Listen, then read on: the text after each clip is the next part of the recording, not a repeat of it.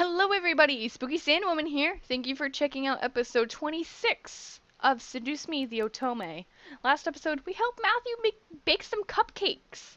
And he helped clean our face from the batter. Into it! I stood in front of my mirror in my room, staring at my form as a million thoughts ran through my mind. It was just a housewarming party, but at the same time, it wasn't. It was a chance to show my dad that I was better than his expectations. It was a chance for me to see my parents as a woman. It was my test to see if I was really ready to live on my own. Well, not truly alone. I had the incubi to thank, but even so, I didn't have my dad guiding me or my mom helping me through living alone. A knock on my door broke my thoughts, surprising me. Who is it? Hey, are you okay in there? Your parents should be here soon, so you should hurry getting ready. I am ready, but... But what? I'm sure you look fine, Anderson. Just come on out. Alright. As soon as I opened the door to the hall, I watched as Naomi and Sue's face turned from smiles to complete awestruck stares. What?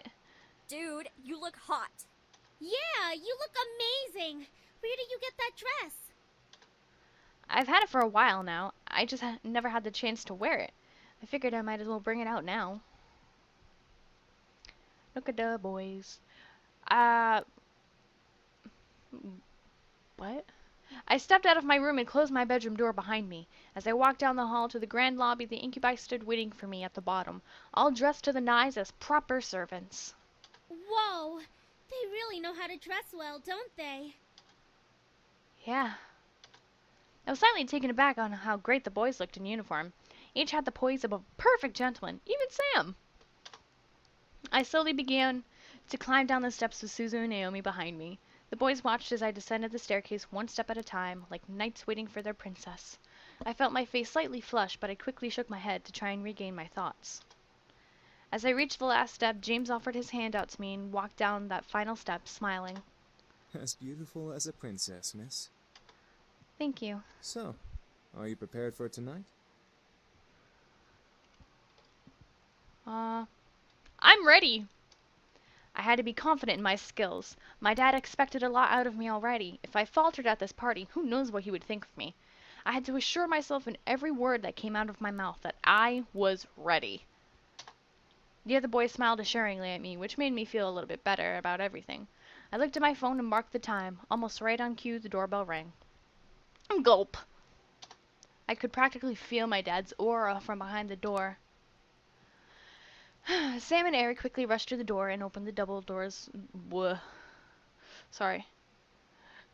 To reveal my parents dressed in their best. Hey, Mom. Hey, Dad. Oh my, I didn't know your bequeathment came with servants. Yep, it did. It was probably overlooked. Besides, who would deny good service? I was completely shocked. My parents didn't question the boys. They didn't ask for verification or anything. I looked at the boys and noticed Sam and Eric staring intently at my parents. Were they using their powers on them? They had to be. There was no way they'd be okay with this otherwise. I guess the servants counted as belongings to the house. My mother quickly rushed to me and gave me a large hug. I hugged back, inhaling her perfume. It had only been a couple of days, but living away from the ones who raised me was hard. My mother soon let me go and looked at my outfit. Gorgeous. You look so lovely. David, look at your daughter and tell her I'm right. I looked at my dad, who was looking around the lobby like an inspector. I stood my ground, waiting for him to look at me. When he did, I let a small smile. He let a small smile grace his lips. Your mother's right. You look like you're all grown up. The world around me stopped as my heart pounded hard in my chest. Did my dad just compliment me? On his own accord? My mother was grinning ear to ear at his words. I was beyond speechless. Thank you, Daddy. However, his cold face quickly returned as he began to look around once again. I assume that you're ready, then, to impress the rest of the guests, correct? Si, senor. What do you mean? The entire board from Anderson Toys is coming tonight. Even the vice chairman's son will be coming. All of them will be measuring your potential. My potential? To become CEO of the company. I knew it. Something was off about tonight, and now this party had become much more than I had anticipated. I gulped silently, but I nodded in response. I looked at the incubi, but they were continuing to be servants for my father's approval. I looked behind me and saw Naomi and Suzu raise their thumbs at me for encouragement. I let out a small breath before feeling my body accept the situation. I felt a weight in my gut, but I had to hide it. As if time zoomed forward all of a sudden, the main hall of the lobby was full of guests. Men and women in formal or business attire showed up to meet me and see my new home. I didn't expect many to come, but once again I was surprised that night. I shook hands with many officials and executive members, putting it on my professional face my dad trained me to have. I felt overwhelmed, but I hid it well behind a small smile and a handshake. Many even asked me questions. I tried my best to reply as maturely as possible. I had to remember, say what they want to hear, not what you want to say. So, how do you feel living on your own at such a young age? I'm so sorry about your grandfather passing away. It really hit all of us hard. Do you have college plans? I felt like the questions came up one after the other. It was tough to answer some of them because they weren't about me. They were about the company. What do you think will happen with the company now that your grandfather has passed? What do you think of the philanthropic policy the company has? Do you think the company should expand from just toys? Eventually, the questions stopped and I was back to being by myself. Naomi and Suzu were mingling in the crowd and the incubi were doing their job, so I was alone in a room full of strangers. It was unnerving to think about, but at least I wasn't being questioned left and right anymore. Suddenly, though, my mom pushed her way through the crowd to me, bringing along someone I didn't know. Honey, I'd like to introduce you to someone. This kind gentleman is the son of the vice chairman. With my mother stood a man who looked only a couple of years older than me. He smiled and held out his hand to me, silently asking for my hand. Hi, I'm Andrew Lewis. It's a pleasure to meet you, Miss Anderson. As I placed my hand in his, he raised it to his lips and kissed all over my knuckles. I felt my face burn slightly at the gesture. Andrew smiled at me before releasing my hand. I'm honored to be invited here. My mother smiled at both of us, which made me slightly concerned. Why was she so excited to introduce me to Andrew? So, you organized this party very well, Miss Anderson. Thank you. You're welcome. Praise is very much deserved.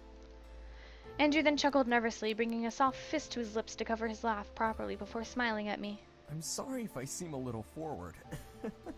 I've just been excited to meet Harold Anderson's granddaughter. Huh? Why? He used to talk about you all the time in the office on how you helped him refine his toys. I only attended meetings and heard all of the stories.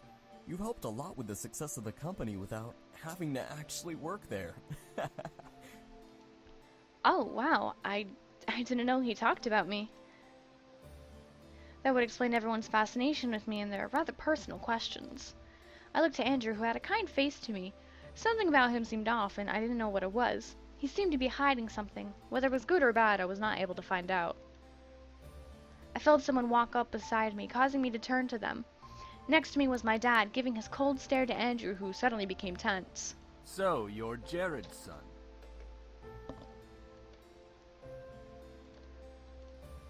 Andrew's body twitched slightly. Whether it was fear or insult, Andrew locked eyes with my father.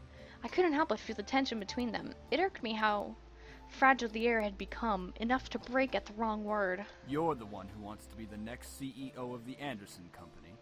Well, I stared at Andrew. This guy wanted to take my grandfather's place as CEO. I thought the vice chairman wanted the position. David, leave the poor boy alone. I'm merely testing the boy's conversational skills. Nothing wrong with that. Of course not, sir.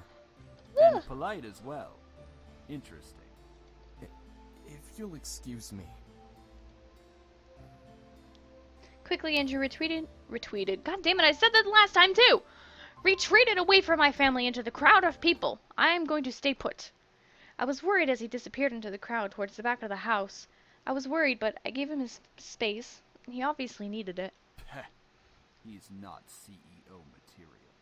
That's because you practically interrogated the young man. A little questioning shouldn't have bothered him. He's obviously not ready for any title in our company. I bit my tongue. I didn't want to make a scene with my dad. One wrong word and he'd lecture me in front of everyone. That was not something that I wanted at my housewarming party. I let out a sigh before looking at the clock. It was getting close to midnight, meaning the party was going to end soon. I lowered my gaze out the window and saw a limo pull up. Huh? Whose limo is that? Oh, that must be Lewis's car. I'll go get him. Stay with your father so you can escort your guests out together. Yes, Mom. My mother left my dad and me to slowly escort the guests out. My dad held his simple smile as he thanked each person for coming. I did the same. Andrew quickly passed the doors before I could speak. Eventually only Suzu, Naomi, my parents, and the incubi were left. My dad suddenly walked over to me and placed a hand on my shoulder with a smile. I stared up at him, a wave of confusion washing over my face. What? You did good tonight. I'm proud. Oh! Thank you, Dad. Keep it up, and you'll be a good CEO.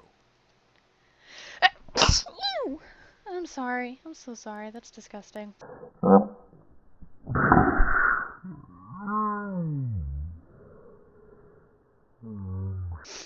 Oh, right. All right, your mother and I have to leave. I'm sure Naomi and Suzu need to leave as well. Just because it's Saturday doesn't mean you should stay up all night. I do what I want when I want. Yo. Oh, right. Thanks for having us. It was a great party. We'll come visit tomorrow or something. All right? Right. See ya. Good night, sweetie. Come visit us soon. All 4 of my remaining guests left the building, all but my dad, waving back to me. With the last of the guests gone, I sighed and sat on the staircase, exhausted. Phew. That was tiring. It's not like you had to do any work, though. Give her a break, man. She was getting interrogated left and right. She handled herself the best she could. Thank you, Damien. As expected, Princess. Since you're exhausted, why not head to bed? We can clean up. Ugh. Hush, Sam. Are you guys sure? Positive. It shouldn't take long. Ho ho ho! It didn't take long to find you little shits after all. I felt a hot shudder run down my spine. The voice from my dreams echoed through the air into my ears. I looked around, panicked, alongside the incubi. James placed a hand on my shoulder, trying to remain calm. Don't worry. No one will hurt you. Are you sure? Are you really sure? All of us shot our heads towards the doors, finally pinning down the direction of the voice. The doors quickly swung open, revealing a sight I would have never expected to see. Skin red as blood, eyes black and gold, piercing into mine, rough enough clothes and a pistol in his hand. I saw a monster. I covered my mouth to not scream at the sight. Dried blood covered the bandana around his neck as he smirked at me and the boys around me. Beside the red-skinned man was a similar-looking woman in matching thug-like clothes. Oh, what's the matter, boys? You really didn't think I wouldn't find you, did you? I hoped you would, you piece of... All of a sudden, the man raised his gun at Sam's face and instantly pulled the trigger. We all gasped in shock, instinctively expecting to see a bullet run through Sam's face, but... What the fuck? What? What should have been a headshot ended with a loud but empty blank shot. The pistol echoed its simple shots as the man grew more and more pissed, pulling the trigger over and over in aggravation. Luckily for my ears, it became quieter after its first shot. Why the fuck won't you work? This place is protected. What did you say, Shrimp? This place has a seal, protecting it from hellborn magic. What the fuck is that supposed to mean? The man growled and threw his gun at Sam, who was able to dodge it in time. The pistol bounced off the ground a couple of times before sliding further away, hitting the wall in a final stop. As it stopped moving, the gun faded into black flame that disappeared into the air. The previous owner had this place protected by magic, Malix. Malix. That was his name. His existence resonated in my memory from the dream I had had. However, I looked to Matthew in the same confusion as Malix did. This place is protected by magic? It would seem that your grandfather had some sort of protective barrier around this house. From the looks of it, it only disables hellborn magic. Malix's face grew to that of extreme anger, his fist tightening as if he was crushing a stress ball. Then what's stopping me from dragging your asses out and shooting you then? Out of pure instinct, I stepped forward and placed myself between Malix and the boys. With no power, Malix wasn't going to fight. I took that chance to stand up to him instead of being powerless like I was in the dream. Leave them alone. Malix stared wide-eyed at my words. I could feel the boys do the same from behind me. Malix smirked and leaned in nose to nose with me. Just who the fuck are you? That's none of your concern. You got a big mouth, nameless bitch. You best be careful who you speak to.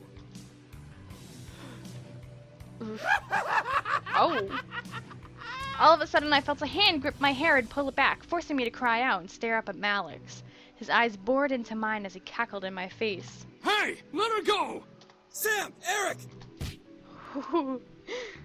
Within mere seconds, Sam had punched Malix square in the jaw, forcing him to let my hair go. As I fumbled back, Eric caught me in his arms, gently pulling me away from Malix and group back in their group. Come on, Sam. You and me. Right here. Let's go! Come on, asswipe! See, that's my favorite insult, asswipe. However, before both could fight, the woman stepped forward and placed a firm grip on Malix's shoulders. That's enough, Malix. What? Who do you think you're speaking to, woman? The girl who's going to help you kill them. Just not now. Not now? I stared as the girl spoke down to Malix. She looked the same, just like pure evil. However, she seemed to be concerned for Malix. Or for me. Oh, sorry. We shoot everyone! Think! If we shoot everyone, we'll be hunted. And it'll be a matter of time before makeshift paladins come and try to exorcise us. The two growled at each other. If they could have used their magic, I could sense that fire would glow from under their teeth. Malix grunted and glared at the boys. He pointed at James, wanting so badly to use his fingers like a knife. Just wait, pretty boys. We'll get you and fuck you up real good.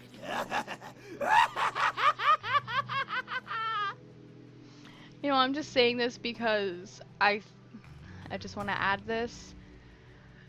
When people get to play insane, crazy, evil roles like this, it must be so fun. Like, I would love to be a voice actor and do this kind of role. That would be so much fun.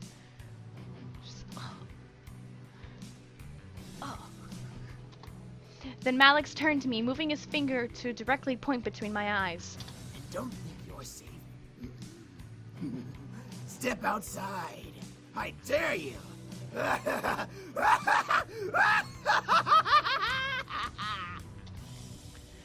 With that, Malix and the woman walked out of the mansion. The doors closed behind them, leaving the boys and I alone once again. I felt my knees give out from under me, forcing the boys to quickly turn to catch me. Whoa, whoa! Are you alright? Yeah. Why was he here? He's been closely tracking us. Our blood trail from the forest must have led him here.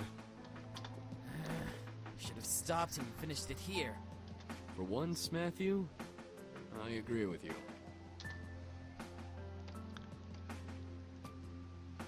I stood up and rubbed my arms, feeling the goosebumps Malix left behind on me. I couldn't stop myself from shivering in fear of his words. Malix. Was he a demon? That son of a bitch is not a demon. He's a devil. A devil? There's a difference? Yes. Demons come from a different plane of existence called the Abyssal Planes. Devils, however, come from one of the 7 circles of a place humans know as hell. Despite us not being human, we are very different creatures. We actually have brains, for one. Devils always like to cause trouble and try to kill or torture others for their own enjoyment. Demons, like us, know when to use our powers and when not to. We're not stupid. Devils follow orders from higher-ups in their order, and their power only comes from their connection to hell. Demons all have free wills and don't rely on where they came from to use their powers. This was all so confusing. Demons and devils and magic all existed, and I somehow happened to land in the middle of it. What do we do? You're safe. You've been protected as well. What? What Damien's saying is that the magic that protects this place also protects you. Your grandfather must have cast it when you last saw him or something of that nature. We can sense its aura around your body.